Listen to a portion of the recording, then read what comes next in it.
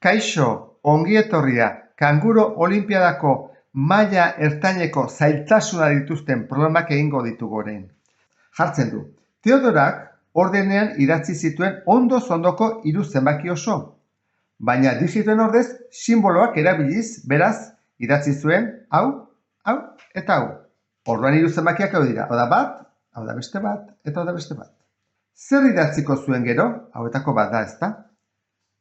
Hemen, klabea da, ondoko dirala hiru zenbakiak.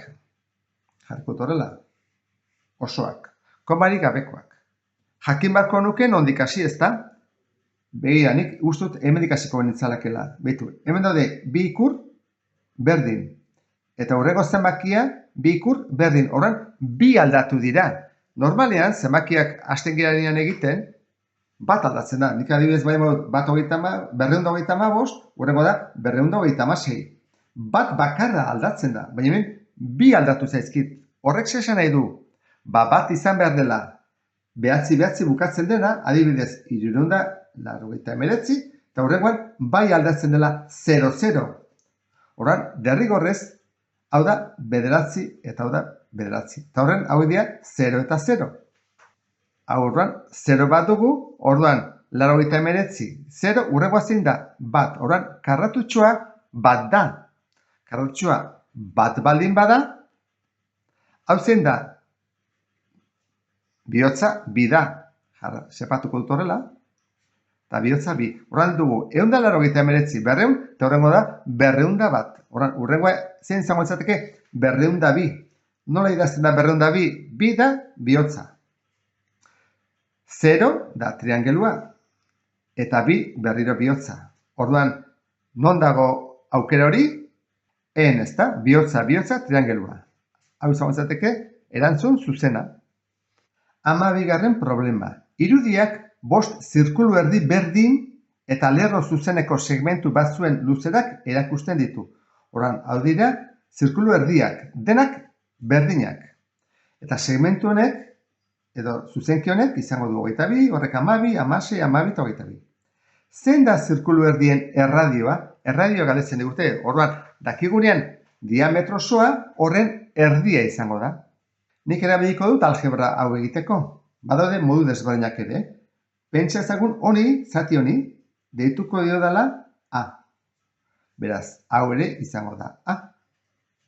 Eta honi, B, eta honi ere bai, B. Galdetu ezakezu, zergatik dira bi hauek berdinak? Simetrikoa delako behitu, 22, 12, 12, 12, eta 16. Eta zirkulu erdiak denak berdinak baldin bat dira, hauk ere simetrikoak dira. Hasteko, zirkulu erdi honen diametroa, zenbat izango da? 22 gehi A. Edo A gehi 22, berdina dela. Eta bigarren honena, 12 gehi A gehi B. Ikusten, A gehi B gehi 12. Berdinak izan barrute, A gehi B gehi 12. Hiruak berdina dira. Eta hau, izango izateke 16 eta B eta B. 2B. Horren izango izateke 16 gehi 2B. Eta ze gertatzen da? Begira bi hauekin. Sepatuko ditut hauek, Hemen dugu A 22, hemen dugu A, B 22. Orduan, egin dezakeguna da, ezkerrean eta eskubian berdina dagoelako, kendu egite ditugu. Orduan, gelditzegu, 22 berdin, B gehi 12. Kentzen badugu hemen 12 eta hemen 12, ze gelditzegu 10 dela beren balioa.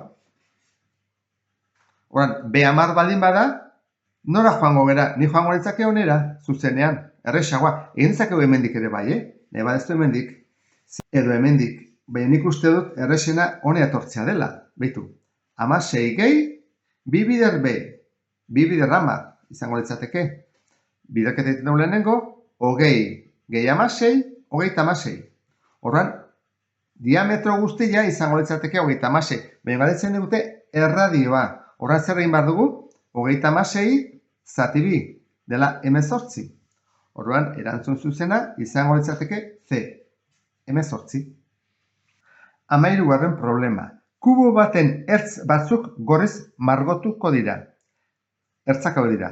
12 ditugu, Goian lau, behan lau, eta goitik bera beste lau. kuboaren aurpegi bakoitzak gutxienez ertz gorri bat izan dezan.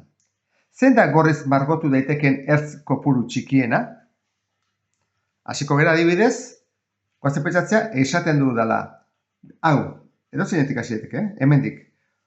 Zer dugu, goikoa eta atzekoak dute ertza margotuta. Goikoak eta atzekoak. Horren, ze komeni zaigu?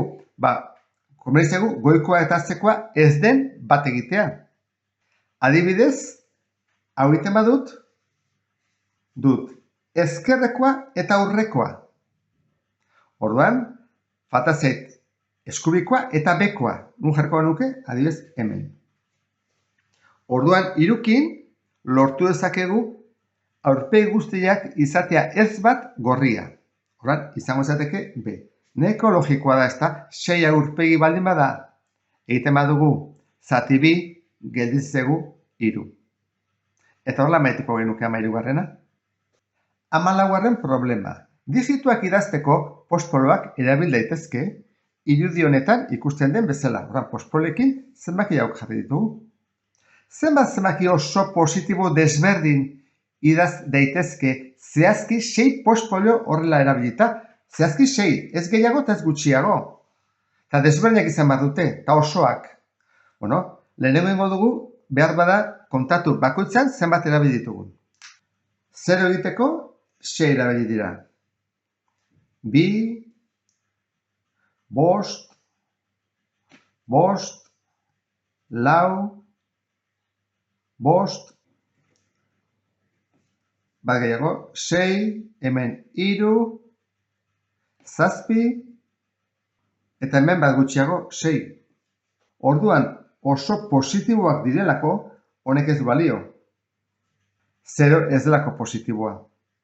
Orduan, aukentzen dugu, orduan, hemen bi egin daitezke, 6 eta 9. 6 eta 9. 8 ezin dugu jarri, 7 ditulako.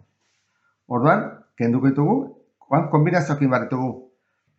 5 postpolo diturentzak bat beharko dugu, bez dago batekorik, orduan hau ere, kanpora.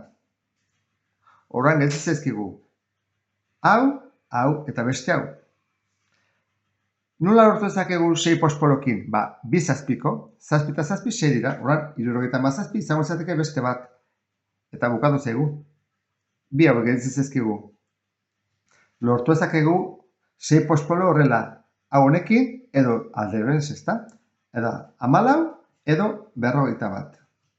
Badago beste aukerarik? Bai, ezta? Horrelakoak 3 erabilita. 2 eta 2, 6 diralako. Horran, izango izateke 111. Erantzun zuzena orduan, 6 da. 6 desberdin lor daitezke. Bideo honetako azken problema. 15. Karratu baten aldek zentimetro bateko luzera dute. Horran, dute, hau da, zentimetro bat, ez? Erpin guztiak kontuan hartzen baditugu, horran hemen ditugu 4 erpin, 2, 3, 4. Planoan zenbat puntu daude edozein bi erpinetatik zehazki zentimetro bateko distantzira, orduan hemendik zentimetro bat eta hemendik beste zentimetro batera dagoen punturik baldago, bai ezta? Izango litzateke horrela, ezta? Nik la jartzen badut, puntu izango litzateke hemendik zentimetro batera eta hemendik beste zentimetro batera, ezta? Berdin dezaket hemen ere bai, ezta?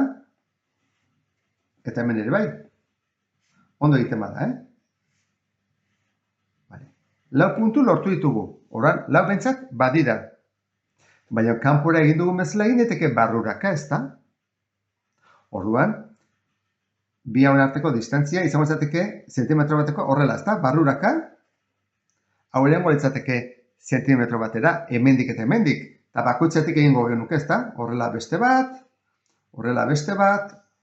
eta horrela beste bat, ez? 4 puntu kanpoan, 4 barruan. Oraingoz 8 goaz.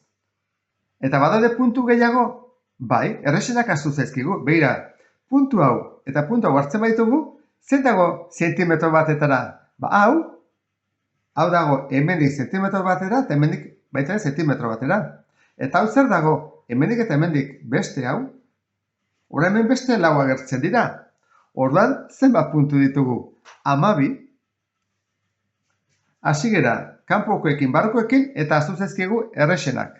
Hauek zirela, zentimetro batera. Horrela amaitzen dugu bideoa. Azalpenak lagungarriak izan zaizkizulakoan beste bat arte. Agur!